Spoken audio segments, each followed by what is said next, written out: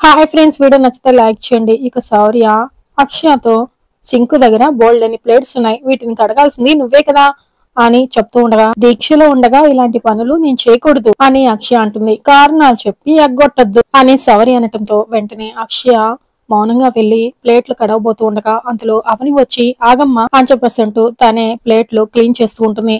అంతలో సుజాత వేదవతిని పలకరించడానికి ఇంటికి రావటంతో నిహారిక ముందు నీ చెల్లెల బుద్ధి గురించి ఆలోచించు అని నిహారిక అనటంతో దాని బుద్ధికేమైంది బంగారం అని సుజాత అంటూ ఉండగా, ఇంట్లో అవని చేత మేం పనులు చేయిస్తే ఒకప్పుడు మా మీద రెచ్చిపోయేదాను కదా, ఇప్పుడు ఎవరో అక్షయ్ కోసం నీ చెల్లి గిన్నెలు కడుగుతుంది అని నిహారిక చెప్పడంతో ఇక మాట విన్న సుజాత షాక్ అయిపోతూ అవని అలా ఎందుకు చేస్తుందో ఇప్పుడే తేలుస్తాను అని చాలా కోపంగా అవని అవని అని పిలుస్తూ వెళ్లి చూడగా అవని గిన్నెలు కడుగుతూ ఉంటుంది. అవనితో పాటు పెద్దరాజు కూడా అవనికి సహాయం చేస్తూ గిన్నెలు కడుగుతూ ఉంటాడు. ఇక సుజాత అవని అని పిలుస్తూ వెళ్ళగానే అంతలో లావణ్య, రాధాకృష్ణ, నిహారిక అందరూ వచ్చి ఆ రూమ్ లోకి తొంగి చూస్తూ ఉంటారు. ఈ అక్షయ్ కోసం నువ్వు పనులు చేయడం ఏంటి అని సుజాత ప్రశ్నిస్తూ ఉంటుంది. ఇక అవని శేఖర్ అలాగే చూస్తూ ఉంటారు.